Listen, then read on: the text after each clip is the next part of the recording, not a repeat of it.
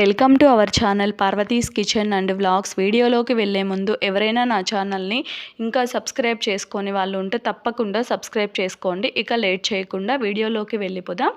ఈరోజు నేను సొరకాయ రొట్టెని ఎలా చేయాలో చూపించబోతున్నాను. ఇది చాలా టేస్టీగా ఉంటుంది, అలాగే ఎంతో ఈజీగా చేసేసుకోవచ్చు. దీనిని చాలా ఈజీ చేయడం. ఎలా చేయాలో చూసేద్దాం. ముందుగా సొరకాయని తీసేసుకోవాలి. ఇదిగో చూడండి, ఇక్కడ సొరకాయని మీ ఇంట్లో ఉండే ఎంతమంది ఉన్నారో వాళ్ళని బట్టి సొరకాయని తీసేసుకోండి. ఇదిగో చూడండి, ఒకసారి నీట్గా వాష్ చేసేసుకోవాలి సొరకాయని. తర్వాత ఇక్కడ నేను ఒక ఆఫర్కే తీసుకుంటున్నాను సొరకాయని, సగం తీసుకున్నాను అంతే. ఈ సొరకాయ నలుగురు లేదు అంటే ముగ్గురికి సరిపోతాయి రొట్టెలు. ఈ హాఫ్ సొరకాయతో ఇలా నీట్గా పీల్ చేసేసుకోవాలి, వాష్ చేసేసి. ఇదిగో చూడండి, ఇక్కడ పీల్ చేసేసాను కదా. తర్వాత దీనిని గ్రేట్ చేసేసుకోవాలి, అది తురిమేసుకోవాలి. ఇదిగో చూడండి, ఇక్కడ ఇలా తురిమేసుకోవాలి. డైరెక్ట్ అలానే తురమడం కొంచెం కష్టంగా ఉంది, కొంచెం కాయ లావుగా ఉంది కదా, దానికోసం పట్టుకునేకి కొంచెం కష్టంగా ఉంది.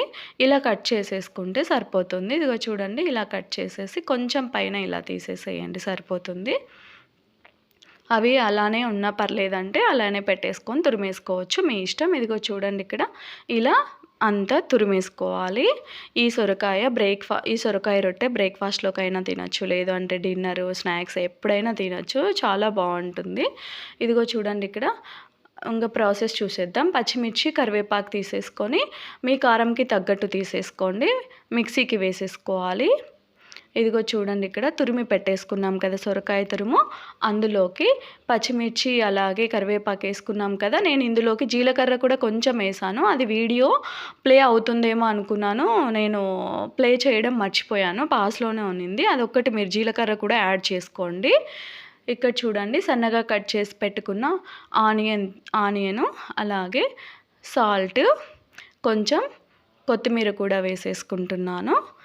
అలాగే బియ్యపిండి కూడా వేసేసుకోవాలి. బియ్యపిండి ఇక్కడ నేను కొలత ఏమంత అవసరం ఉండదు, నేను చూపిస్తున్నాను. ఇక్కడ హాఫ్ సొరకాయ తీసుకున్నాం కదా, ఇక్కడ 1.5 కప్పు వరకు బియ్యపిండి పట్టింది. మీకు కొలత లేకపోయినా కూడా ఇందులో కొంచెం చపాతీ పిండిలా వచ్చే వరకు కలుపుకోవడమే, ఇందులో వాటర్ వేసే పని కూడా లేదు, వాటర్ వేయాల్సిన అవసరం లేదు. సొరకాయలోనే వాటర్ ఉంటాయి కదా, అది అంటే కొంచెం అలా వాటర్ అంతా గట్టిగా అయ్యి చపాతీ పిండిలా అయ్యే వరకు కలిపేసుకుంటే సరిపోతుంది.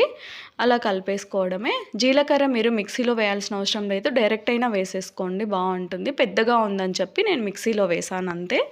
ఇదిగో చూడండి, ఇలా చపాతీ పిండిలా కలిపేసుకొని ఇంకా రొట్టెలా తట్టేసుకోవడమే. కింద ప్లేట్ పెట్టి బోర్లించి పెట్టేసాను. తర్వాత కాటన్ క్లాత్ తీసేసుకోండి, కవర్ మీదైనా తట్టేసుకోవచ్చు, మీ ఇష్టం. ఇలా క్లాత్ని ఒకసారి బాగా తడుపుకోవాలి, తడపకపోతే రొట్టె అంటుకుపోతుంది. ఇదిగో చూడండి, ఇలా బాగా తట్టేసుకోవాలి రొట్టెలాగా. మీరు ఇందులోకి పచ్చిశనగపప్పుని ఇష్టపడే వాళ్ళు ఇందులోకి పచ్చిశనగపప్పు కూడా నానబెట్టి వేసేసుకోండి. ఒక 10-15 నిమిషాలు అలా నానబెట్టేసి వేసేసుకోండి, ఈ పిండి కలిపేటప్పుడు బాగుంటుంది తినాలనుకునే వాళ్ళు. ఇదిగో చూడండి, ఇక్కడ ఒక చపాతీ ప్యాన్ పెట్టేసి హీట్ అయిన తర్వాత అందులోకి రొట్టె చేసి పెట్టుకున్నాం కదా, ఆ రొట్టెని ఇందులోకి వేసేసుకోవాలి. మీరు ఆయిల్ తినాలనుకుంటే, కొంచెం ఆయిల్ కావాలనుకునే వాళ్ళు ఆయిల్ వేసేసుకోండి. ఇక్కడ నేను ఆయిల్ వేయకుండా కాలుస్తున్నాను, మీరు ఆయిల్ వేసుకొని అయినా కాల్చుకోవచ్చు, మీ ఇష్టం. ఆయిల్ వేసి కావాలనుకుంటే డైరెక్ట్ ఇలా కాల్చేసుకోవడమే. ఇదిగో చూడండి, ఇక్కడ రెండు వైపులా బాగా కాల్చుకోవాలి. మిగతా రొట్టెలు కూడా ఇలానే తట్టేసి అన్నింటినీ కాల్చేసుకోవాలి. ఇదిగో చూడండి, ఇక్కడ రొట్టె రెడీ అయిపోయింది. ఈ రొట్టె కారంతో తింటున్నాను నేను. ఇక్కడ కారం లేకపోయినా కూడా ఏ చట్నీ అయినా బాగుంటుంది, లేదంటే గ్రేవీ కర్రీస్ ఉంటాయి కదా, అవైనా బాగానే ఉంటాయి. లేదు అంటే అలానైనా తినేసేయచ్చు, ఎలా అయినా తినచ్చు, బాగుంటుంది ఇది. ఇదిగో చూడండి, ఇక్కడ రొట్టె రెడీ అయిపోయింది. మీరు కూడా ఇలా తప్పకుండా ట్రై చేయండి. సొరకాయ రొట్టె చాలా టేస్టీగా ఉంటుంది.